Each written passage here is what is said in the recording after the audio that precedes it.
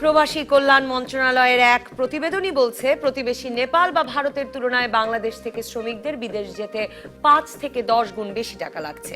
Saudi আরব পাঠাতে সরকার ১৭,৪০০ টাকা খরচ বেঁধে দিয়েছিল তখনও ৮ থেকে ১২ লাখ টাকা পর্যন্ত খরচ হয়েছে। ধার দেনা করে জমি জমা বেচে বিদেশ পৌঁছে কেউ দেখছেন যথাযথ ভিসা নেই, আবার অনেকে দেখছেন নেই কাজ বা প্রতিশ্রুত বেতন। ৮ থেকে ১০ লাখ টাকা খরচ করে বিদেশ গিয়ে ১৫-২০ হাজার টাকা বেতনের চাকরি করলে আসলে নিজে চলা, দেশের সংসার চলার হিসেব করে পরিবারের আয় উন্নতি বা বিদেশ যাওয়ার জন্য করা ধার দেনা শোধের সুযোগ থাকে কিনা সেসবও কেউ হিসেব করে দেখছেন না। টিআইবি তাদের সম্প্রতি প্রকাশিত এক গবেষণায় বলেছে বাংলাদেশ থেকে বিদেশগামী পুরুষদের ৯০% দুর্নীতি ও অনিয়মের শিকার হচ্ছেন। বাংলাদেশ এবং গন্তব্য দেশ দুই জায়গাতে ভিসা কেনা বেচা, দালালদের দৌরাত্ম্য, রিক্রুটিং এজেন্সিগুলোর সাথে বিদেশগামীদের যোগাযোগ না থাকা এবং নানা ছাড়পত্র পেতে মন্ত্রণালয় ও পুলিশে ঘুষ দিয়ে অনেক গুণ বেশি খরচে শ্রম বেচতে বিদেশ যাচ্ছেন সিংহভাগ অদক্ষ শ্রমিক। এই খাতে ব্যাপক দুর্নীতি আর ভোগান্তি নিয়ে সংবাদ মাধ্যমগুলোতে বছর বছর প্রকাশিত খবরও এই গবেষণাকেই সমর্থন করে। আজ বৃহস্পতিবার রাজকাহনের ফোন লাইন আছে খোলা। কেন এত দুর্গম শ্রমিকের প্রবাসে যাওয়ার পথ? এ পথ সুগম আর সহজ করার উপায় কি? আপনার প্রশ্ন ও মতামতের উত্তর দিতে এ পর্বেও রাজকাহন স্টুডিওতে আছেন প্রবাসী কল্যাণ ও বৈদেশিক কর্মসংস্থান মন্ত্রণালয়ের অতিরিক্ত সচিব জাবেদ আহমেদ, সাথে থাকছেন উদ্বাস্তু অভিবাসন বিষয়ক গবেষণা ইউনিট রামরুর প্রতিষ্ঠাতা সভাপতি ডক্টর তাসনিম সিদ্দিকী এবং শ্রম ও অভিবাসন বিশ্লেষক, জনশক্তি রপ্তানিকারক হাসান আহমেদ চৌধুরী কিরণ। স্বাগত আপনাদের তিনজনকেই। ডক্টর তাসনিম সিদ্দিকী, আপনাকে দিয়েই যদি শুরু করি, যে কেন আমাদের দেশের আগের পর্বেও এক দর্শকও ফোন করে এই প্রশ্নই করেছেন যে নেপাল, শ্রীলঙ্কা, ভারত সবার চেয়ে আমাদের কেন বিদেশ যেতে বেশি টাকা লাগে? অনেকগুলো কারণ এখানটায় আছে। যে একটা তো হচ্ছে, প্রথমে কিন্তু বলতেই হবে বাজার অপারেট করছে এই জায়গাটায়।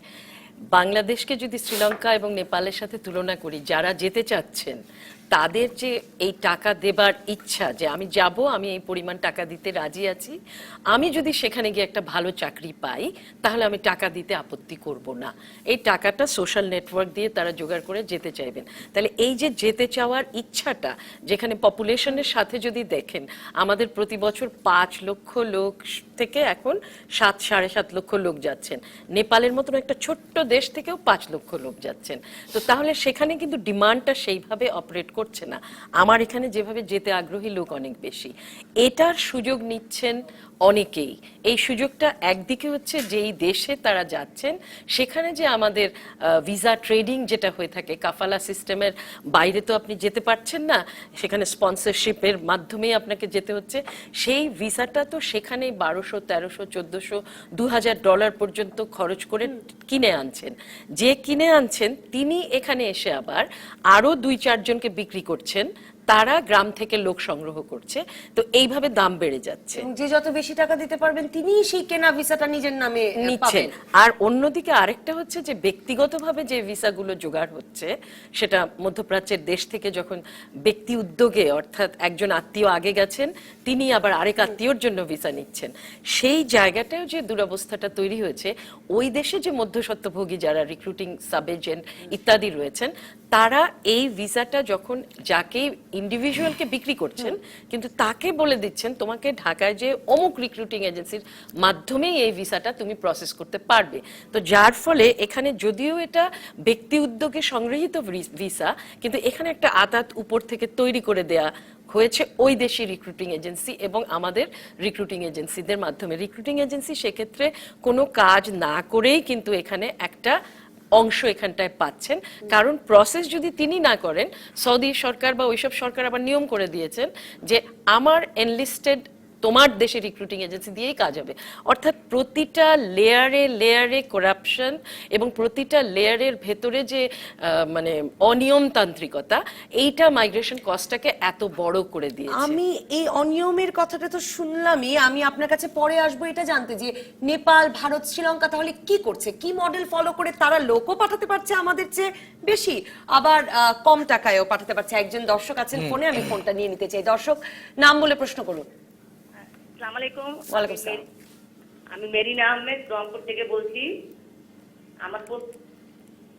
আমার প্রশ্ন হচ্ছে যে রংপুরের অনেক সবচেয়ে কম যায় বিদেশে, তারপরেও নারীরা যেতে চাচ্ছে, কিন্তু কিন্তু বিদেশে তো গেলে তো নারীরা নির্যাতিত হচ্ছে, তার সাথে আবার এত মাত্র 10,000 টাকায় কিভাবে বিদেশে যাওয়া যায়? জি, মাত্র মাত্র 10,000 10,000 টাকা কিভাবে বিদেশে যাওয়া যায়? এ ধরনের আমাকে অফার দিয়েছিল যে এরকম আপনি কিছু নারী দেন, নারীদেরকে আপনাদের বিদেশে পাঠানো হবে। আমার তো ধারণা যে 10,000 টাকায় কিভাবে বিদেশে যায়। আচ্ছা, মানে too good to be true লাগছে ওনাদের কাছে যে একটু আমি 10,000 বলে টাকায় দিই। কিভাবে যাওয়া যাবে। একটা এই বোন যে কথাটাই বলেছেন যে আসলে নারী শ্রমিকদের বিদেশে যাওয়ার ক্ষেত্রে আসলে কোনো টাকাই লাগবার কথা নয়। আপনার কাছ থেকে যদি কেউ 10,000 টাকা চেয়ে থাকে তাহলে সে এটা প্রতারণা। আমরা যে বলি না যে পরতে পরতে দুর্নীতি, আসলে এই সেক্টরে পরতে পরতে প্রতারণা আছে, এই জায়গাতে প্রতারণা আছে। আমরা এটাকে এক্সপ্লয়টেশন বলি। সবাই সুযোগ পায়, যে যখনই সুযোগ পায় আমাদের এই কর্মীদেরকে এক্সপ্লয়েট করার চেষ্টা করি। এই ভদ্রমহিলা যে বলছেন তাকে অফার দেওয়া হয়েছে, আসলে রিক্রুটিং এজেন্সি যারা আমাদের মহিলা গৃহকর্মী নিয়ে যায়, এরা আপনার সৌদি আরব থেকে প্রতিটা গৃহকর্মীর জন্য $2,000 পায়। সেখান থেকে আমার এই মহিলা গৃহকর্মীর সব খরচ হবে, ইভেন দেন তার পাসপোর্টের খরচটাও তার হয়ে যাবে এখান থেকে। তো এখানে প্রতারণাটা হয়েছে তার। আর রংপুর থেকে আপনার মহিলা গৃহকর্মী পাঠানোর ব্যাপারে আমাদের কিন্তু বিশেষ কিছু উদ্যোগও আছে। আমরা কুড়িগ্রামে একটা পিপিপি মডেল বলি, আমরা ওখানে একটা সৌদি আরবের একটা কোম্পানিকে একটা টেকনিক্যাল ট্রেনিং সেন্টারে আমরা দায়িত্বই দিয়ে দিয়েছি যে তুমি ওখান থেকে গৃহকর্মী বাছাই করো, ট্রেনিং করো, তারপরে তোমরা নিয়ে যাও। সুযোগ তৈরি করে দেওয়া হয়েছে। আমরা জানি যে ওখান থেকে আমাদের প্রবাসগামীর সংখ্যা কম। আরেকজন দর্শক আছেন ফোনে, দর্শক নাম বলে প্রশ্ন করুন। হ্যালো, জি বলুন। ওয়ালাইকুম। ওয়ালাইকুম আসসালাম। হ্যালো, আসসালামু আলাইকুম। আমরা পরিষ্কার শুনতে পাচ্ছি আপনাকে। হ্যালো, আমরা শুনতে পাচ্ছি, আপনি বলুন। আমি বলতে চাচ্ছিলাম আমাদের বাংলাদেশ থেকে অনেক ছেলেরা সাইপ্রাসে যায়, স্টুডেন্ট ভিসায় যায়, কেউ যায় সেখান থেকে কিছু ওয়ার্কিং ভিসা ম্যানেজ করে, এবং সেখান থেকে ওয়ার্কিং ভিসা পাওয়ার পরে বাংলাদেশের সাথে যে বাংলাদেশে যখন ভিসা আছে আসার পরে টিকিট করার পরে এয়ারপোর্টে তাদেরকে অনেক সময় ব্যাক করে দেয়, এবং কিছু টাকা পয়সা দিয়া অনেকে টাকা পয়সা অতিরিক্ত কিছু টাকা পয়সা দিয়া তারা ফ্লাইট করে, আর অন্যরা যারা দিতে পারে না তারা তাদেরকে আবার ব্যাক করাই দেয়।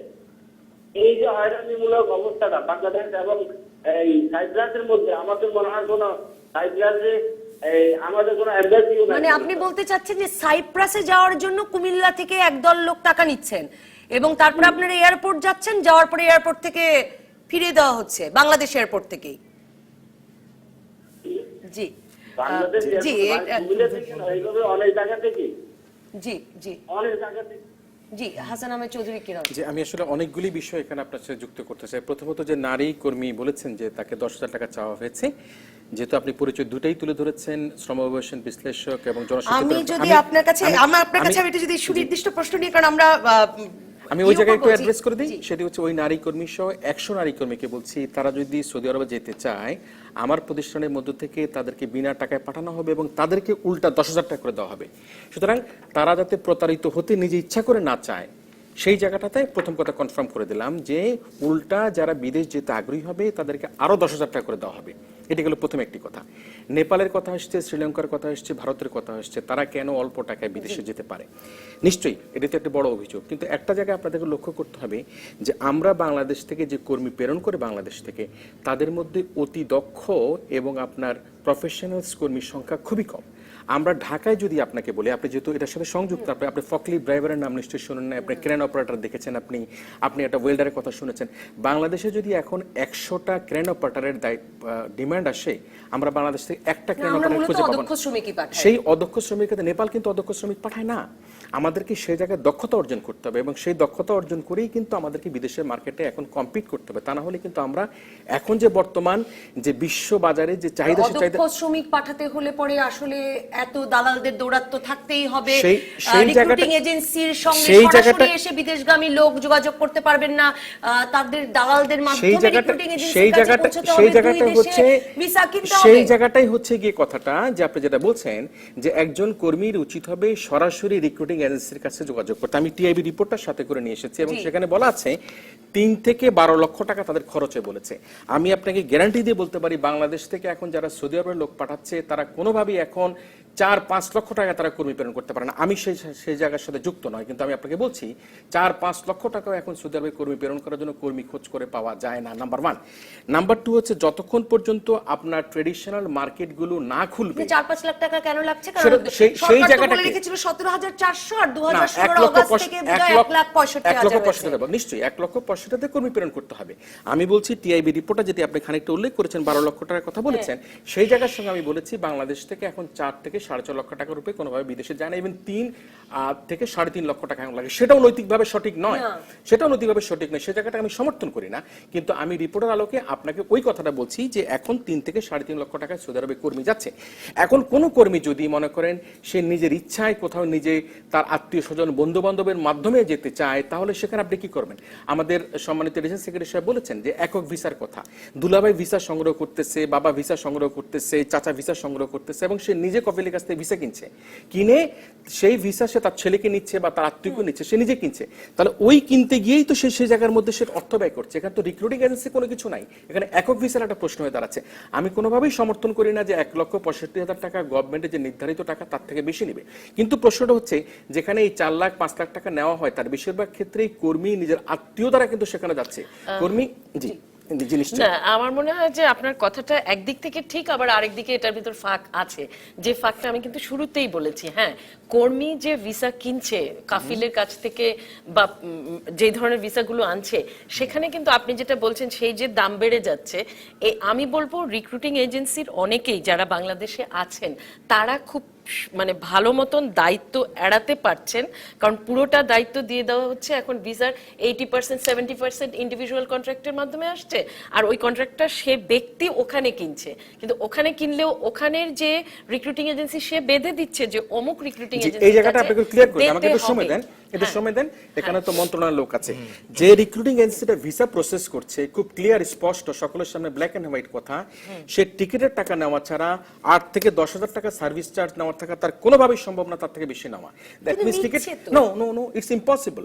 যে রিক্রুটিং এজেন্সি ভিসাটা প্রসেস করে দিচ্ছে, সৌদি এমবিসিতে ভিসাটা জমা দিয়ে দিচ্ছে, সে টিকিটের টাকা এবং অতিরিক্ত 20 থেকে 25,000 টাকার বেশি এই কম্পিটিটিভ মার্কেটে কেউ দেয় না, কিন্তু ওই অর্থটা ব্যয় করছে সেই কর্মী তার নিজস্ব আত্মীয় দ্বারা ওখানকার মধ্যে। কিন্তু ভিসা প্রসেসিং ফি যেটা এত কম্পিটিটিভ মার্কেট, ভিসা প্রসেসিং ফিতে কোনোভাবেই আপনার টিকিট এবং ম্যান পাওয়ার কস্ট ছাড়া 10-15-20,000 টাকার বেশি নেওয়ার কোনো সুযোগই নাই।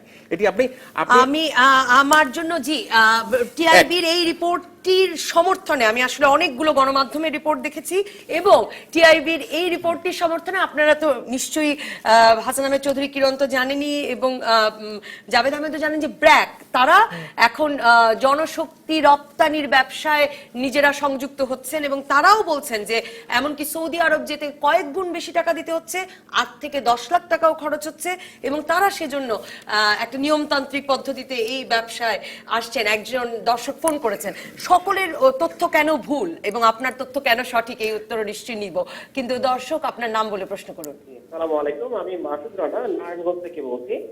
আমার প্রশ্নটি হচ্ছে, আগামীকাল সকাল 9টায় চিটাগংয়ের ফাইন বোর্ডের মোহাম্মদপুর এলাকায় আমাকে ইন্টারভিউর জন্য কল করা হয়েছে। সেখানে কিছু সংখ্যক জনশক্তি রপ্তানি করবেন কাতারে, কিছু সংখ্যক ইঞ্জিনিয়ার এবং কিছু সংখ্যক লেবার ওনারা রপ্তানি করবেন।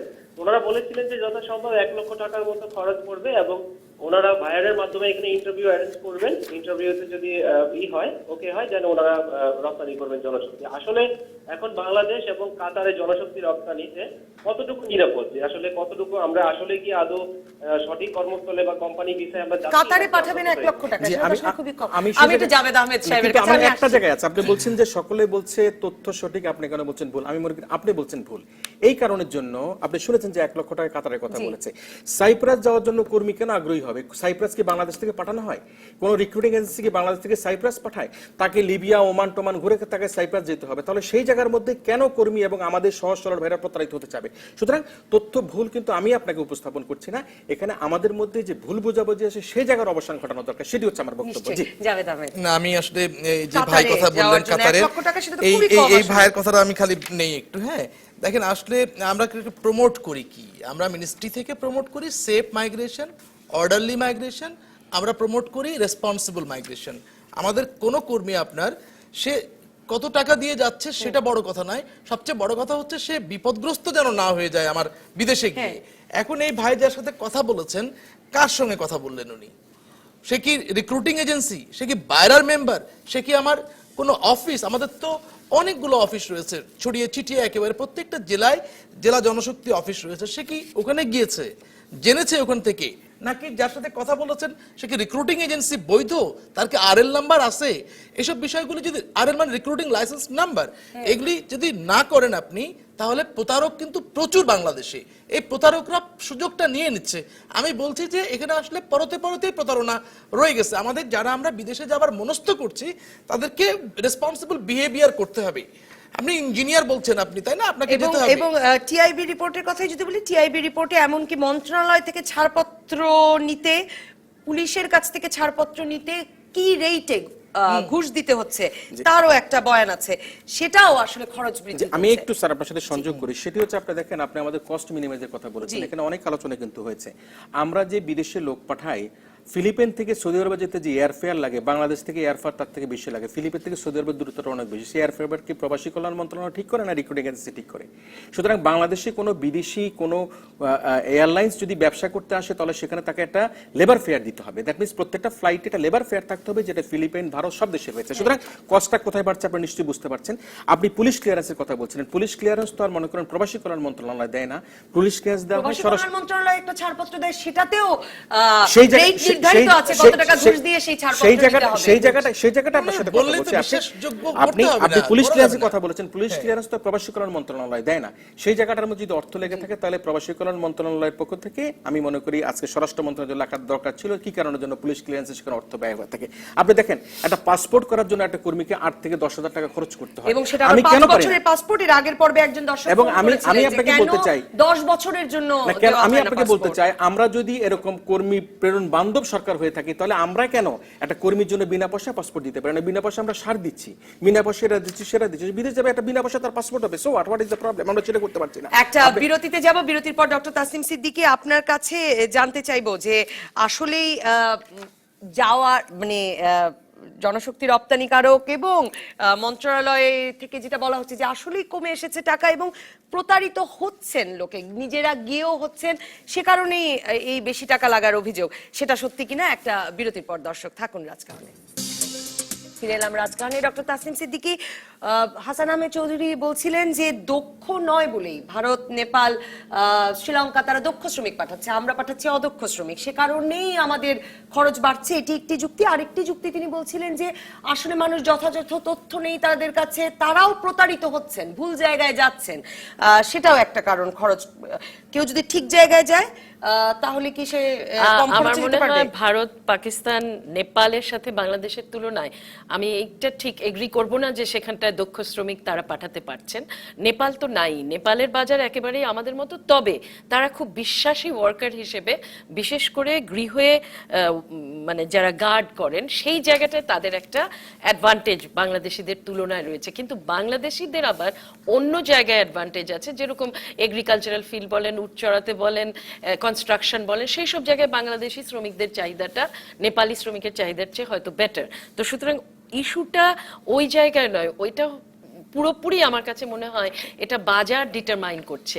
একজন ব্যক্তি যিনি বিদেশে যাচ্ছেন, তার যাবার ইচ্ছা, সে যাবেন, কারণ সে কোনো অবস্থায় আপনার বাংলাদেশের ভেতরে যে আর্থসামাজিক সিচুয়েশন, সেখানে আপনি মানে অন্য আরেকটা শ্রেণীতে উত্তরণ ঘটাতে পারবেন না অন্য কোনো ভাবে। কিন্তু মাইগ্রেশন করে আপনি অনেকেই পেরে ফেলেছে, যারা সাকসেসফুল হয়েছে তাদের সাকসেস দেখে অনেকেই যাওয়ার জন্য অস্থির হয়ে যান। এখন তথ্যের কথা যেটা বললেন, সেখানটায় সরকারের প্রতি আমাদের অনুযোগ তো অবশ্যই থাকবে, তারপর মিডিয়ার প্রতি থাকবে, কারণ আমরা কিন্তু প্রচুর তথ্য মেটেরিয়াল তৈরি করেছি যেগুলো সেফ মাইগ্রেশনের বিষয়ে, কিন্তু সেইগুলো আমরা কিন্তু মানে দেখাতে পারছি না সরকারকে। আমরা বলছি যে পুরো বাংলাদেশ তো বিলবোর্ড আর পোস্টার দিয়ে চেয়ে ফেলতে হবে সরকারকে। ওয়েজ আর্নার ওয়েলফেয়ার ফান্ডের যে টাকা আছে, সেটা কেন আমরা ডিরেক্ট বেনিফিটে খরচ করব না? কেন আমরা লেবার অ্যাটাশে ওখানে বেতনে খরচ করব, কোথাও অফিসারের বেতনে খরচ করব, অথবা বিদেশ সফরে খরচ করব না। আমরা এই সম্পূর্ণ টাকাগুলো যদি পুরো বাংলাদেশ ছেয়ে দেই যে এটা দিয়ে যেতে পারবে, এটা দিয়ে যেতে পারবে না, তুমি যদি এটা দিয়ে যাও এর দায়ভার তোমাকে বহন করতে হবে, এই কাজগুলো বা কিন্তু জাভেদ আহমেদ যেটা বলছিলেন যে কোন এজেন্সিতে যাচ্ছেন তার আরএল সেটাই। নাম্বার আছে কিনা এগুলো সেগুলো সব সেটা জানতে হবে আপনাকে। এগুলোর অ্যাওয়ারনেস জানতে হবে। ক্যাম্পেইন বা জানাতে হবে। না, জানাতে জিনিসগুলো হবে। তৈরি, কিন্তু এই জিনিসগুলো ডেসিমিনেট করার জন্য আমরা মনে করি যে টিভি, রেডিও প্রত্যেকের কিন্তু একটা ভূমিকা আছে। কারণ আপনি দেখে থাকবেন, আমরা যদি জাস্ট চ্যানেল আইর কথা চিন্তা করি, যে পরিমাণ সার্জার থেকে শুরু করে বড় বড় অনুষ্ঠান করে, প্রবাসীদের নিয়ে অনুষ্ঠান করে, তারা কিন্তু প্রচুর রেভিনিউ জেনারেট করেন, কিন্তু সেই অনুযায়ী কটা অ্যাডভার্টাইজমেন্ট, কটা পাবলিক সার্ভিস অ্যানাউন্সমেন্ট আপনি এই টিভি চ্যানেলগুলোতে শোনেন? আসলে কিন্তু শোনেন না। দায়িত্ব সেটাও সবার আছে। আসলে উদ্যোগটা মিডিয়া তো নিতেই পারে, কিন্তু উদ্যোগটাও প্রবাসী কল্যাণ মন্ত্রণালয়কেও মন্ত্রণালয়ের নিতে নিতে হবে হবে। কিনা। আমি একজন দর্শকের ফোন নিয়ে এসে হ্যাঁ, অবশ্যই, হাসান আহমেদ অবশ্যই। চৌধুরী অনেকগুলো পয়েন্ট রেজ করেছিলেন। দর্শক, আপনার নাম বলে প্রশ্ন করুন। আসসালামু আলাইকুম, ওয়ালাইকুম আসসালাম, আমি আবুল কালাম আজাদ বলুন পাবনা প্লিজ। থেকে বলছি। জি, আপনার থেকে হ্যাঁ, আমার প্রশ্ন হচ্ছে, আবার বেসরকারি ভাবে লোক পাঠানোর ব্যাপারে সরকারি তদারকি আরো বাড়ানো যায় কিনা, আর সরকারি ভাবে বিদেশে লোক পাঠানোর প্রক্রিয়াটা আরো উন্নত করা জি, যায় এই কিনা? নিয়েই আমাদের আলাপ চলছে। আরেকজন দর্শক আছেন ফোনে। দর্শক, নাম বলে প্রশ্ন করুন, বলুন। আসসালামু আলাইকুম, ওয়ালাইকুম আসসালাম, ভাই বলুন। আমি খুলনা জেলা পাইকাসা থানা থেকে বলছি। জি, আমরা রেজিস্ট্রেশন করছিলাম, আমাদের রেজিস্ট্রেশন আদৌ কোনো কাজে আসবে কিনা, এবং আমি সৌদি ফেরত, আমি পুনরায় যাওয়ার ইচ্ছুক, আমি কোথায় গেলে সঠিকভাবে যাইতে পারবো আমরা জানতে চাই, এবং কত টাকা লাগবে। ড্রাইভারের ভিসা, আমি ড্রাইভারের ভিসা 3 বছর কোর্স শেষ করে ফিরে আসছিলাম। জি, আমার মনে হয় যে আমি কি এটার সাথে যুক্ত হতে পারি? আমি একটু আপার বিষয়টা একটু সংযুক্ত করি। তাসমিমা আপা অনেক আমরা যদি দর্শকের প্রশ্নগুলোর উত্তরটা আগে নিয়ে নেই। জি, ড্রাইভারের ভিসা যেটা বলেছে, ড্রাইভারে তিনি কি ধরনের driver, class 1 driver, class 2 driver, class 3 driver, তার সৌদি লাইসেন্স আছে কিনা, জিএস লাইসেন্স আছে, এগুলি অনেক কিছু সেটার উপর নির্ভর করবে। নাম্বার 1। নাম্বার 2, তিনি সেখানে নিবন্ধন করেছিলেন। সেই নিবন্ধন করেছে মালয়েশিয়ার জন্য, সেটা নিবন্ধন করেছিলেন। মালয়েশিয়ার নিবন্ধনের জন্য মালয়েশিয়ার প্রক্রিয়া হয়তো শুরু হয়েছে, এবং সেই নিবন্ধনের কথা তিনি বলেছেন। দুইটা ভিন্ন প্রশ্ন করেছেন। মালয়েশিয়া নিবন্ধিত ব্যক্তি নিশ্চয়ই মালয়েশিয়া যাওয়া যখন শুরু হবে, বা সরকারি পর্যায়ে যখন উদ্যোগ গ্রহণ করা হয়, বা বেসরকারি উদ্যোগ গ্রহণ করা হলো, তিনি সেখানে নিবন্ধিত অবস্থায় যেতে পারবেন। আর ড্রাইভার যে কথাটি বলেছেন সেটি হচ্ছে, তিনি সেখানে ড্রাইভারে 3 বছর কাজ করার সময় সেখানে কি তিনি ব্ল্যাক লিস্টেড হয়েছেন কিনা। উনি কেন 3 বছর পরে ড্রাইভিং চাকরি ছেড়ে তো চলে আসার কথা না, driving is a professional job, চলে আসছেন কেন? যদি তিনি ব্ল্যাক লিস্টেড হয়ে থাকেন, তাহলে কিন্তু এখন ওখানে ফিঙ্গারপ্রিন্ট অনেক সিস্টেম আপগ্রেড করা হয়েছে, আমি জানি না তিনি যেতে পারবেন কিনা। তারপরে সেকেন্ড কথা হচ্ছে, তার ড্রাইভিং লাইসেন্সটা ক্লাস 1 লাইসেন্স, ক্লাস 2, ক্লাস 3 কি ধরনের, তিনি কি প্রাইভেট কার চালান, না লরি চালান, না কি ধরনের গাড়ি চালান, সেগুলি অনেক কিছুর উপর নির্ভর করবে তিনি সেখানে যেতে পারবেন কিনা। তারপর হচ্ছে ডিমান্ড আছে কিনা, সেই ডিমান্ড অনুযায়ী যদি থাকে তিনি নিশ্চয়ই যেতে পারবেন। আমি নেপালের একটা প্রসঙ্গে আসি, আপা নিশ্চয়ই বলেছেন। আমি আসবো আপনার কাছে। জাভেদ আহমেদ, হাসান আহমেদ চৌধুরী তুলেছিলেন পাসপোর্ট তৈরি করতে একজন শ্রমিকের কত খরচ, এবং এর আগের পর্বে একজন দর্শক ফোন করেছিলেন যে কেন 5 বছরের জন্য মাত্র বাংলাদেশে পাসপোর্ট দেওয়া হয়। হাসান আহমেদ চৌধুরী প্রসঙ্গ তুলেছেন যে বিমান ভাড়া, অনেক দেশে স্পেশাল ফেয়ার আছে শ্রমিকদের পরিবহনের জন্য, আমাদের দেশে নেই। আর পুলিশি ছাড়পত্র বলুন, মন্ত্রণালয়ের ছাড়পত্র বলুন, এগুলো যাতে বিনা হয়রানিতে, বিনা ঘুষে শ্রমিকরা পেতে পারেন, সেগুলোর ব্যবস্থা করা থেকে শুরু করে সঠিক তথ্য তাদের কাছে পৌঁছানো, এগুলোই তো প্রবাসী কল্যাণ মন্ত্রণালয়ের দায়িত্ব হওয়ার কথা। মানে অনেক দায়িত্ব আপনাদের কাছে প্রত্যাশা করা হচ্ছে, কিন্তু এগুলো তো আপনাদেরই বটে। না, সেটা একটা প্রবাসীদের সব কাজ তো আসলে প্রবাসী কল্যাণ মন্ত্রণালয় করে না, একটা কথা। তারপরে কিন্তু প্রত্যেকটা কাজই কিন্তু জড়িত আপনার পাসপোর্ট একটা লবিংটা তো আপনারাই করবেন। আমরাই করব। এই যে পাসপোর্টটা, তারপরে আপনার তার মেডিকেলটা, হ্যাঁ, এইসব জায়গাগুলিতে সে যেন সহজে করতে পারে, এই জন্য আমাদের যে উদ্যোগ নেই এমন কথা বলা যাবে না, এসব জায়গায় উদ্যোগ আছে। তবে আমরা যে মাইগ্রেশন কস্টের কথা বলি, মাইগ্রেশন কস্টটা বেশি কেন হয় তার যদি আমরা কারণ খুঁজে বেড়াই, তাহলে আপনার এই যে নন ইকোনমিক ফ্যাক্টর যেগুলো, এই যে পাসপোর্টের খরচটা বেশি, তাকে ট্রেডিং ভিসা নিতে হচ্ছে, তার কাছ থেকে আমার ওই যে মেডিকেল ফিস বেশি নিয়ে নেওয়া হচ্ছে, এইসব জায়গাগুলোতে আমাদেরকে সতর্ক হতে হবে, আরো সতর্ক হওয়ার প্রয়োজন রয়েছে। কাদের সতর্ক হতে হবে? যারা যেতে ইচ্ছুক। যারা যেতে ইচ্ছুক না, যারা মেডিকেল প্রোভাইড করছে, যারা আপনার পাসপোর্ট প্রোভাইড করছে, এদের সঙ্গে আসলে আমাদের আরো কিন্তু এনগেজমেন্টটা বাড়ানো দরকার। এটা মানি আমি। সরকারের, কারণ হাসান আহমেদ আমরা চৌধুরী মানি, তো প্রশ্ন তুলছেন আমরা যে- মানি, কারণ আমরা যে করি না এমন নয়, কিন্তু এটা আরো আমি আরো আরো আরো আমি তৎপর একটা হওয়া কথা প্রয়োজন যুক্ত আছে। করতে চাই, হ্যাঁ। পুলিশ ক্লিয়ারেন্স যে দেওয়া হচ্ছে না হচ্ছে, এটা পাসপোর্টের অর্থ হচ্ছে এটা পুলিশ ক্লিয়ারেন্সের পরেই তো একটা লোক পাসপোর্ট পাচ্ছে। তাহলে পুলিশ ক্লিয়ারেন্স নেওয়ার জন্য একটা কর্মীকে 3-4-5 হাজার টাকা, আমি জানি না, আমার কোনো অফিসিয়াল রেকর্ড নাই, এই যে দাঁড়ায় ঘুরতে হয় পুলিশ ক্লিয়ারেন্সের জন্য, সেই জায়গাটা তো আমরা অ্যাড্রেস করা দরকার। যেটি যেটি আমাদের স্বরাষ্ট্র মন্ত্রণালয়ের পক্ষ থেকে নিশ্চয়ই একটা মানে বিবৃতি প্রকাশ করে বলবে কোনো কর্মীর পুলিশ ক্লিয়ারেন্সে যাতে 10 টাকায় পুলিশ ক্লিয়ারেন্স দেওয়ার কোনো ফি দিয়ে, তাহলে তো আমরা অভিবাসন বাটা কমিয়ে নিয়ে আসতে পারি। নতুন যুক্ত হয়েছে পুলিশ ক্লিয়ারেন্সের একটা ঝামেলা আমাদের এই কর্মী প্রেরণের ক্ষেত্রে। বিমান ভাড়া যেটা বলা হচ্ছে, কিরণ সাহেব বলেছে যে স্পেশাল ফেয়ার আছে কিনা, কোনো ন্যাশনাল ক্যারিয়ার এটা করে কিনা আমার নলেজে নাই, চেক করে দেখবো আমাকে আমরা। অবশ্য এর আগে আমরা চেক মোস্তফা করে ফিরোজও দেখবো। বলছিলেন, কিন্তু যারা আমার কমে knowledge এ নাই পাঠাতে এটা। পারছেন তারা কি করে কমে পাঠাতে পারছেন? কিন্তু নেপাল প্রসঙ্গে একটা কথা বোধহয় হাসান আহমেদ চৌধুরী বলতে চাচ্ছেন, একদম সংক্ষেপে বলে। একেবারে ডক্টর না, তাসনিম। কথাটা সঠিক, যেটা তাসিম আপু বলেছে, নেপালও কিন্তু অদক্ষ কর্মী প্রেরণ করে থাকে, এই জায়গাটা নিশ্চয়ই আমরা একমত। আমি একটা কথা শুধু সংক্ষেপে বলে আপনার কাছে আপনি ফিরে যাবেন, সেটি হচ্ছে আপনি দেখেন ফিলিপিন আজকে পৃথিবীতে 35 লক্ষ কর্মী প্রেরণ করে তারা $25 বিলিয়ন ইনকাম করছে। আজকে বাংলাদেশের 1 কোটি কর্মী সারা পৃথিবীতে আছে, আমরা $15 বিলিয়ন ইনকাম করছি।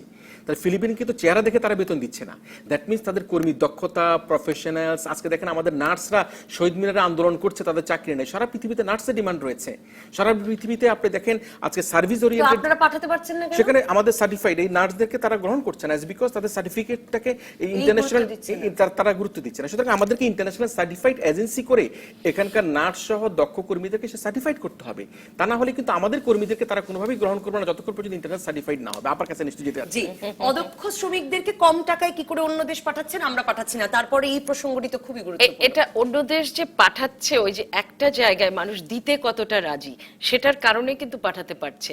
আর মানে ইন্ডিয়াতে জায়গা বিশেষে কিন্তু আবার কস্টের তারতম্য আছে।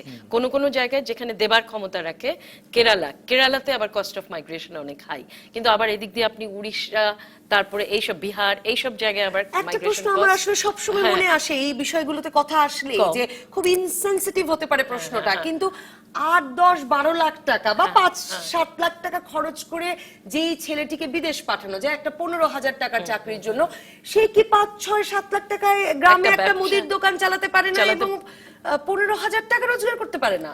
সেটাই আসলে কিন্তু বিদেশে যাওয়ার ব্যাপারটা হচ্ছে, এটা কিন্তু শুধুমাত্র যে আমি কত টাকা কামাই করব তা নয়।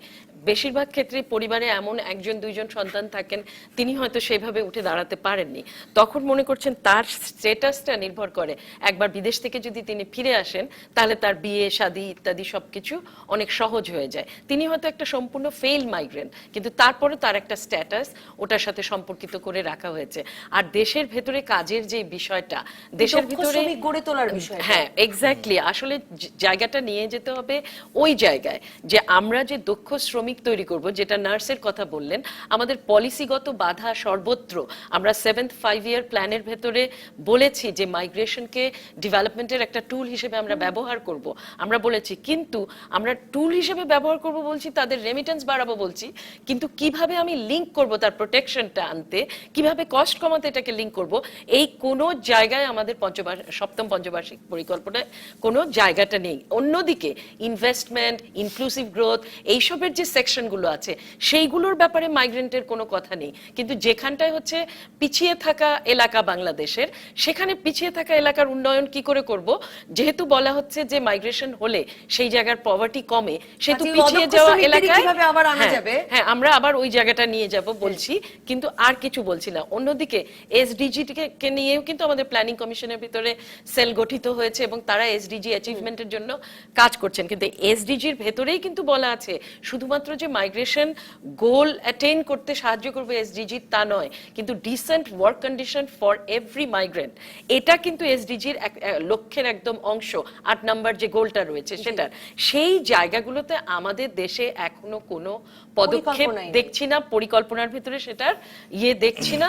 এবং এগুলোর দিকে যদি আমরা যাই, আমি বলবো এই যে নার্সের ব্যাপারটা যে উনি আনলেন, আপনি জানেন যে নার্সিং এডুকেশন খুলতে দেওয়া হয় না, প্রতি 4টা ডাক্তারে একটা নার্স। এটা কোনো কথা হতে পারে? এটা কেন হয়েছে? কারণ নার্সিং এডুকেশন খুলতে গেলে বলা হয় তার জন্য 100 শয্যা বিশিষ্ট নার্সের হোস্টেল রাখতে হবে, তোমার হাসপাতাল থাকতে হবে, ইত্যাদি ইত্যাদি। অথচ আজকের যুগে প্রাইভেট সেক্টরকে যদি গ্রো করতে দেয়া হয় এবং তারা অন্যভাবে বাড়ি হাসপাতাল না করেও প্রাইভেট হাসপাতালের সাথে লিয়েজও করে করেই এই ট্রেনিংগুলো রান করতে পারে, হ্যাঁ, ভাড়া করে করতে পারে, কিন্তু আমার পলিসি আমাকে আটকে রেখে দিয়েছে, আমি স্কিলড ওয়ার্কারের দিকে যেতে পারছি না। কিভাবে দক্ষ শ্রমশক্তি তৈরি করতে হবে, আমি এই বিরতির পর হাসান আহমেদ চৌধুরী আপনার কাছে আসবো এটা জানতে। আপনি শুরু করেছিলেন যে আন্তর্জাতিক এজেন্সি এনে সেটা সম্ভব। একজন দর্শক আছেন, ফোনটা নিয়ে বিরতিতে যেতে চাই। দর্শক নাম বলে প্রশ্ন করুন। মোহাম্মদ কামাল মুন্সিগঞ্জ। হ্যালো, আমি শুনতে পাচ্ছি আপনাকে, বলুন। জি, মোহাম্মদ কামাল মুন্সিগঞ্জ থেকে। জি বলুন ভাই। হ্যাঁ, ওই যে ভদ্রলোক বললো যে 2-3 লাখ টাকা, 10.5 লাখ টাকা আমার থেকে 8 লাখ টাকার নিচে তো সেটি যাওয়া যাইতেছে, তো সে কি বলতো 2-3 লাখ টাকা যাওয়া যায়? মানে আপনি বলছেন 10.5 লাখ টাকায় আপনাকে কোথায় যেতে হচ্ছে? বুঝি 7 লাখ টাকার কমে যাওয়াই যায় না। 7 লাখ টাকার কমে যাওয়াই যায় না। চাইছে 8 লাখ টাকা ঠিক করছে। হ্যাঁ, জি, সৌদিতে। কেন কি বিষয়ে সচেতন থাকলে আসলে ঠিক যেতে পারবেন সেই প্রসঙ্গটিও ওনারা বলতে চান আপনাদেরকে। আমি একটা বিরতির পর। জি, আপনি কোথায় যাওয়ার কথা বলছেন? আর সে বলছে যে সৌদি আরব। জি, তবে অন্য কোনো প্রশ্নে যাওয়ার আগে আমি এটুকুন বলতে বাধ্য যে আমাদের কর্মীরা কিন্তু বাধা, হাজার চেষ্টা করেও তারা কম পয়সায় যেতে পারবে না, কারণ সিস্টেমটাই এরকম হয়ে আছে যে এটার থেকে বের হওয়ার কোনো পথ আমি কিন্তু সহজেই দেখতে পাচ্ছি না। একটা বিরতির পর দর্শক থাকুন রাজকাহনে। ফিরলাম রাজকাহনে। হাসান আহমেদ চৌধুরী কিরণ, আপনি প্রসঙ্গটি তুলেছিলেন যে দক্ষ জনশক্তি তৈরি হচ্ছে না আমাদের দেশের। নার্সদের প্রসঙ্গ তুলেই বলছিলেন যে একদিকে চাকরি নাই এরকম শিক্ষিত জনগোষ্ঠী বাংলাদেশে আছে, কিন্তু তাদের আবার চাহিদা বিদেশে তৈরি হচ্ছে না। কিন্তু আমরা তো বাংলাদেশে সিইও থেকে ফ্যাক্টরি ম্যানেজমেন্ট বিভিন্ন কারণে আমরা আসলে বিদেশ থেকে লোক আনছি। তার মানে আমাদের দেশের জন্য আমাদের দক্ষ জনশক্তি তৈরি হচ্ছে না বিদেশে পাঠানোর জন্য। আমি একটা জায়গায় আপনাকে এক্সাম্পল দিয়ে বলি। আজকে প্রথম হচ্ছে ডিবিসি চ্যানেল আমার আসে, এসে দেখে আমি দেখলাম গ্লাস দিয়ে ঘেরা একটা রুম, এখানে কোথাও কিন্তু ইটের কাজ নাই। আপনারা দেখেন আমরা বাংলাদেশে ব্রিক কিভাবে ইটের গাঁথনি কাতে আমরা সেটা শিখাচ্ছি। পৃথিবীতে ইটের গাঁথনির বিল্ডিং এখন বন্ধ হয়ে গেছে উন্নত দেশগুলোতে, সেখানে ব্লক লেয়ার আসছে। দ্যাট মিনস ইটের মধ্যে একটা ফাঁক থাকবে, সেই ফাঁক থাকলে আপনার শীতে শীত লাগবে না, গরমে গরম লাগবে না। ইটের ব্যবহার বন্ধ হয়ে গেছে, অত আমরা শিখাচ্ছি কি ইটের গাঁথনি শিখাচ্ছি। আমরা দেখেন আমরা এই ছাদ, এই বিল্ডিংটার মধ্যে দেখবেন আপনি স্টিল স্ট্রাকচারের বিল্ডিং, সেটা হচ্ছে বাংলাদেশে ম্যাক্সিমাম স্টিল স্ট্রাকচার। সারা পৃথিবীতে স্টিল স্ট্রাকচারের বিল্ডিং হচ্ছে, ইটের গাঁথনির বিল্ডিং কিন্তু এখন নাই। আপনার আপনি বলছেন বাংলাদেশেও তাই হচ্ছে? বাংলাদেশেও তাই হচ্ছে এখন। আপনি দেখবেন স্টিল স্ট্রাকচারের বিল্ডিং এর সঙ্গে বাংলাদেশে কর্মী খুঁজে পান না, সেখানে বিদেশে কিভাবে পাঠাবেন? আপনি যদি দেখেন রড বাইন্ডিং, আমরা যে রডের বাইন্ডিং শিখাই, এটা ছাদ ঢালাই করার জন্য আপনারা নিশ্চয়ই দেখেছেন বাড়িতে ছাদ ঢালাই করে, সেটা পৃথিবীতে এখন ব্যবহৃত হয় না। কোথায় শেখাই আমরা এগুলো? আমরা যে নরমাল যে আমরা ছাদ ঢালাই করি না, ঢালাই করার সময় ইট ছাদকে বাইন্ডিং করে করে করে পরে ঢালাই ঢালেন, এখন এই ব্যবহার কিন্তু পৃথিবীতে এখন নাই। এই ছাদের প্রিফেব্রিকেটেড যে ছাদটা সেটা ফ্যাক্টরি থেকে চলে আসছে, সুতরাং ক্রেন দিয়ে বসিয়ে দিচ্ছে। সুতরাং আমার কর্মীকে যদি আমি ইটের গাঁথনি শিখাই, আমার কর্মীকে যদি আমি রড বাইন্ডিং শিখাই, তাহলে সেই কর্মী বিদেশিকে আমার কি কাজ করবে? সুতরাং আমাকে দেখতে হবে বিশ্বমানের উপযোগী সেই প্রশিক্ষণ আমরা সেখানে করাতে পারছি কিনা। আমরা পারছি না। কি কারণ আপনি দেখেন নবনীতা, গত বাজেট যেটি ছিল সেই বাজেটে আমরা দেখেছি যে আমাদের সরকার এই অভিবাসন খাতের জন্য 0.16% বরাদ্দ করেছে। আমরা বলতে চাই যে এই অভিবাসন খাতটা হচ্ছে কি বাংলাদেশের গার্মেন্ট খাত থেকে, আরএমজি খাত থেকে তার চেয়ে তো এগিয়ে রয়েছে। আরএমজি খাত $13 বিলিয়ন ইনকাম করেছে, আর এই খাত $15 বিলিয়ন ইনকাম করেছে। সুতরাং 0.16%, অর্ধেকেরও কম যদি বাজেটে বরাদ্দ দেওয়া হয়, তাহলে আপনি কি প্রশিক্ষণ কেন্দ্র করবেন? রিক্রুটিং এজেন্সির যথেষ্ট দায়ভার রয়েছে, কিন্তু আপনি কি দেখেছেন রিক্রুটিং এজেন্সির কাউকে 10 কোটি টাকা বা 5 কোটি টাকা লোন দিয়ে তাকে ট্রেনিং সেন্টার করার জন্য করতে দেওয়া হয়েছে? অথচ আমরা দেখেছি যে আমাদের যে আরএমজি সেক্টরের মধ্যে হাজার হাজার কোটি কোটি টাকা লোন নিয়ে তারা গার্মেন্টস গার্মেন্টস করছেন, তারা ব্যাক টু ব্যাক এলসির নামে টাকা চলে যাচ্ছে, কিন্তু সেখানে এই সেক্টরটাকে কিন্তু প্রণোদনা দেওয়ার মতো কিন্তু এখনো পর্যন্ত আমরা সরকারের পক্ষ থেকে সহযোগিতা কিন্তু যে প্রতিষ্ঠানটি ধরুন বায়রার কথাই যদি বলি, বায়রা কি সরকারকে সেটার জন্য লবিং করছেন? বিজিএমইএ তো নানা রকম প্রণোদনার জন্য ক্রমাগত ভাবে করেন, মানে আপনারা আসলে ব্যবসাটিরও লক্ষ্য কি সেটাও তো নিশ্চয়ই গুরুত্বপূর্ণ বিষয়, যে টাকা তুললাম ও অদক্ষ শ্রমিক পাঠালাম সেটা লক্ষ্য নাকি? না, আপনি দেখেন, আপনি নিশ্চয়ই বলেছেন বিজিএমই লবিং করে। আমি সম্মানের সাথে বলতে চাই বিজিএম একটা হোয়াইট কলার, আমাদের দেশের ভালো স্টুডেন্ট, তারা অনেক, তাদের প্রতি আমার কোনো রকম অনীহা নেই। আপনি দেখেন আমাদের প্রধানমন্ত্রী প্রত্যেক সময় যারা আসেন তারা খবর রাখেন বিজিএমির অনুষ্ঠান কবে হবে, সেখানে তারা যাওয়ার জন্য, কিন্তু কোনোভাবে কি বায়রার যে কথা বলা হয়েছে সেই জায়গাটা ব্যবসার অ্যাপ্রোচটাতেও সমস্যা আছে কিনা আমি সেটা বলছি, যে আপনাদের কি ব্যবসার অ্যাপ্রোচটা এই যে ভিসা কিনে আনলাম, এনে কিছু লোকের কাছ থেকে টাকা তুলতে তুলতে অদক্ষ শ্রমিক পাঠালাম, নাকি আপনি দক্ষতার প্রশ্ন যখন করেছেন সেই উত্তরে আমি কথা বলছিলাম, আপনি টাকা তোলার প্রশ্ন কিন্তু আগে শেষ করেছেন। সেই দক্ষতার প্রশ্ন যখন আসছেন, দক্ষ জনশক্তি তৈরি করতে হলে সেরকম ভাবে আমাদের ট্রেনিং স্কুল তৈরি করতে হবে আমাদেরকে। আপনাকে শেষ কথা বলতে চাই, আপনি দেখেন যে মেশিনারিজ ইম্পোর্ট করে আজকে যারা গার্মেন্টসে কাজ করে তারা বিনা শুল্কে ইম্পোর্ট করে না, আজকে যারা জনশক্তি প্রেরণ করে তারা কি বিনা শুল্কে তাদের ট্রেনিং এর ম্যাটেরিয়ালস আনতে পারবে? গভর্নমেন্ট কি সে পারমিশন দিয়েছে? তো সুতরাং সবকিছু মিলিয়ে একটা কর্মী প্রেরণ বান্ধব আমাদেরকে সবকিছু করতে হবে। না, সেই জায়গাটায় তো বাইরের একটা বড় নিশ্চয়ই কারণ বাইরের দোষটা কোথায়? বাইরের দোষটা হচ্ছে যে এথিক্যাল রিক্রুটমেন্টের কথা আমরা বলছি না, কোড অফ কন্ডাক্ট আমরা তৈরি করছি, কিন্তু তারপরে ওই কোড অফ কন্ডাক্ট ব্যবহার করে আমরা কি আজ পর্যন্ত পেয়েছি যে অমুক রিক্রুটিং এজেন্সি এই অন্যায় করার জন্য আমি তাকে বাইরের তরফ থেকে তাকে আমি দায়বদ্ধ করলাম? আপনি কি পেয়েছেন যে গার্মেন্টস এর কোনো একজন 200 কোটি টাকা মেরে দিয়েছে, গার্মেন্টস তাকে ডেকে নিয়ে তাকে জেলখানায় ধরে দিয়েছে? আপনি একদম ভিন্ন তর্ক করছেন, কিন্তু আমি সেই জায়গায় বলছি, অবশ্যই তার ব্যবসার দায়িত্ব নিচ্ছে, বাইরের অনেক অসুবিধা রয়েছে এবং সেই জায়গার মধ্যে আমি কোনোভাবে বলছি না, কিন্তু প্রশ্ন হচ্ছে যে জায়গাটা আপা বলেছেন সেই জায়গাটা কি আমি বলছি যে বাইরাকে সেই জায়গায় উঠে আসতে হবে, যেখানে বিএমইটি যেহেতু তার ইমেজ সংকট, তার ইমেজ উদ্ধার করতে গেলে যেটা বিজিএমই কে করতে হয়নি সেটা আপনাকে কিন্তু করতে হবে, কারণ এই ইমেজ সংকট উত্তরণ করে এইটা একটা বিশাল, আপনার কথায় সরকারকে কাঁপতে হবে, কারণ আপনি যেই টাকাটা এদেশে এনে দিচ্ছেন কিন্তু আপনি সেটার বেনিফিট নিতে পারছেন না, কারণ কতগুলো জায়গায় আপনারা কাজ করছেন। কিন্তু আমাদের জাভেদ আহমেদ, আমাদের মূল লক্ষ্য কি আসলে? আমাদের দেশের দুই রকম অ্যাপ্রোচই থাকতে পারে, যে আমরা কি দক্ষ শ্রমিক পাঠাতে চাই এখন থেকে, নাকি আমাদের দেশে তো প্রচুর অদক্ষ জনশক্তি আছে তাদেরকে পাঠাতে চাই? না, আমরা আসলে অদক্ষ এবং দক্ষ, আমরা চাই যে দক্ষ শ্রমিক বেশি যাক আমাদের, এবং আপনি যদি ধারাবাহিকভাবে আমাদের স্ট্যাটিস্টিক্স দেখেন তাহলে দক্ষ শ্রমিকের হার কিন্তু ক্রমান্বয়ে বাড়ছে। আমরা কাঙ্ক্ষিত পর্যায়ে না নিতে পারলেও দক্ষ শ্রমিকের হার বাড়ছে। আমি আপার সাথে আপার কথা যে একটু আগে যেটা বললেন যে পলিসি গ্যাপ বাংলাদেশে, অ্যাকচুয়ালি যদি আমাদের এমপ্লয়মেন্ট ওভারসিজ পলিসি যেটা আমাদের 2016 যদি ভালো মতো পড়ে দেখি আমরা, পলিসি গ্যাপ নেই এখানটায়। আসলে পলিসি কিন্তু আমাদের এবং এসডিজি এবং সপ্তম পঞ্চবার্ষিকী পরিকল্পনা, আমরা এসডিজির 10.7 হচ্ছে আমাদের সঙ্গে রিলেটেড। আমরা এখানটা আইডেন্টিফাই করে ফেলেছি। আমরা দক্ষতা, আমরা দেখেন আমরা যেটা মাইগ্রেশন কস্টে হচ্ছে আমাদের মূল চ্যালেঞ্জ, এটাই কিন্তু আমার 10.7 এর কথাও কিন্তু এটা এসডিজি। তো আমরা মনে করি যে হাসান আহমেদ চৌধুরী, ডক্টর তাসনিম সিদ্দিকী দুজনেই বলছেন দক্ষতা বৃদ্ধি, আমি বলি সরকারের কোনো নজর, আমি বলি অবশ্যই 100 বার নজর আছে আমাদের।